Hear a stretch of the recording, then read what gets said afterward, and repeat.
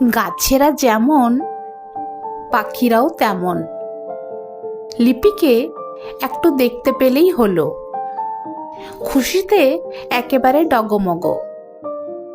গাছেরা কথা বলতে না পারুক, পাতায় পাতায় হাততালি দিয়ে, ডাল দুলিয়ে, ফুলের গন্ধ ছড়িয়ে এমন করবে যে বলার নয়।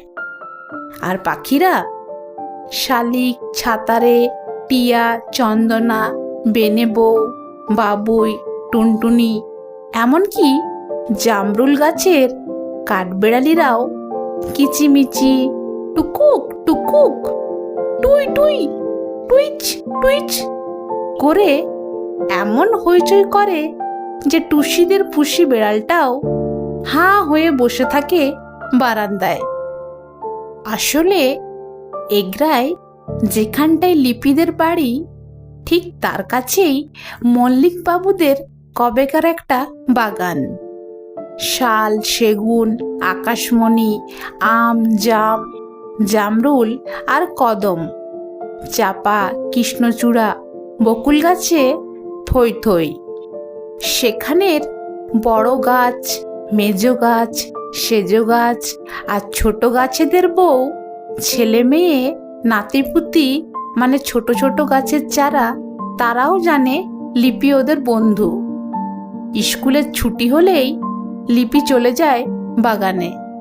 কোনোদিন সঙ্গে থাকে টুসি, না হয় দোলন, কোনোদিন সুধা দিদিও আসে বিট্টু। লিপি কাউকে দেয় কৃষ্ণচূড়ার চারা, কাউকে দেয় বকুল বিচি, কখনো কাঁচা মিঠে গাছটাকে জড়িয়ে ধরে আদর করে। বাগানের গাছেরাও দেখে, পাখিরাও জানে, ছোট ছোট চারা গাছেদের একটুও কষ্ট নেই লিপির জন্য। বড় গাছেরাও খুশি।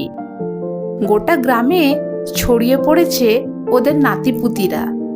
যেখানে ভালো জল, হাওয়া, আলো, সেখানেই হঠাৎ খুশিতে হিলহিলে হয়ে ওঠে একটা চারা গাছ। কারো উঠোনে, পুকুরের ধারে, রাস্তার পাশে লুকিয়ে লুকিয়ে গাছ বসিয়ে আসে লিপি। মা কত করে ডাকে, না, ঘরের কাছে একদম মন বসে না লিপির। বাবাও কাজ করে চাষের জমিতে, গাছের চারা যেন ছোট ছোট ছেলে মেয়ে। বাবার কাছে তাদের আদর দেখে একটুও হিংসে হয় না ওর। কিন্তু মাঝিপাড়ার 3টে ছাগল বড্ড বিদঘুটে। গাছের চারা দেখলেই মুড়িয়ে দেবে মুচমুচ করে। তবে বাগানের খরগোশ দুটো খুব ভালো। দূর থেকে পুটপুট করে লিপিকে দেখে। এমন ভীতু, ডাকলেও কাছে আসবে না কিছুতে। ওরা কেউ চারা গাছে মুখ দেয় না, ঘাস খায় ঘুরে ঘুরে। আর বিট্টুকে দেখলেই এমন ছুটবে যে বলার নয়। স্কুলের জানালা দিয়েও বাগানটা বেশ দেখা যায়। ড্রয়িং খাতায় কত রকম গাছের কত সব ছবি এঁকেছে লিপি। পাতায় ফুলে কত রকম রং, গাছেদেরও চোখ জুড়িয়ে যায় দেখে। কিন্তু কদম গাছের টিয়া আর জামরুল গাছের কাঠবেড়ালি বউ কথাটা প্রথম শুনে এলো শানুদের বাড়ি থেকে।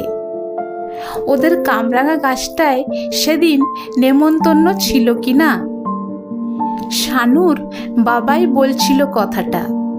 মল্লিক বাবুদের বাগানে এবার নাকি বাড়ি উঠবে আকাশ ছোঁয়া। গাছপালা, পুকুর টুকুর কিচ্ছু আর থাকবে না, সব শহর হয়ে যাবে। শুনেই তো মনটা খারাপ হয়ে গেল ওদের। পরের দিন ঘাস খেতে বেরিয়ে খরগোশ দুটোও দেখলো অচেনা কটা লোক গাছেদের গায়ে কি যেন সব লিখছে চকখড়ি দিয়ে। ও মা, এসব কি কাণ্ড! শহুরে মানুষ দেখেই চেঁচিয়ে মেচিয়ে উঠল সব পাখিরা।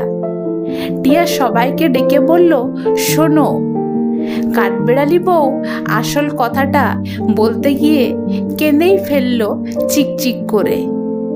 তারপর এদিক থেকে খবরটা ওদিকেও ছড়িয়ে পড়ল হঠাৎ। লিপি বাবাকেও কিচ্ছু বলল না, মাকেও না, শুধু সুধা দিদি, টুসি, লুসি আর টুপাইকে কি যেন বলে এলো কানে কানে। বিট্টু ওদের পিকু দিদি, দোলন, বাচ্চু দাদা, পল্টন, টাবলু, গাবলু, ছোটন আর পম্পি সবাইকে বলে রাখলো খবরটা। গাছেরাও জানতো না, পাখিরাও না। শহর থেকে কাঠুরেরা কবে আসবে শুধু জানতো মল্লিক বাবুদের বাড়ি। কিন্তু লিপিরা, টুসিরা আর বিট্টুরা কেমন করে জানলো? একটা করে গাছকে জড়িয়ে ধরে সেদিন কিনা দাঁড়িয়ে পড়ল সবাই। কাঠুরেরা বলল, সরো, আমরা গাছ কাটবো। ওরা কেউ কথা বলল না। মল্লিক বাবুর বড় ছেলে খবর পাঠালো পুলিশে। বড় দারোগা নিজেই এলেন সব শুনে। বাগান জুড়ে ছোটদের দেখে তিনি তো হেসেই ফেললেন হো হো করে। বললেন, না না, আমি তোমাদের ধরতে আসিনি। তাহলে? বড় দারোগা একটা সেপাইকে ডেকে বললেন, যাও, এদের সবার জন্য চকলেট নিয়ে এসো, দুটো করে। কাঠুরেরাও হাঁ হয়ে গেল তখন। শোনো, বড় দারোগা লিপির দুই কাঁধে হাত রেখে বললেন, কেউ তোমাদের একটাও গাছ কাটতে পারবে না এখান থেকে, বুঝলে? আমার হুকুম। কথাটা শুনেই আনন্দে চোখ দুটো ঝাপসা হয়ে গেল লিপি।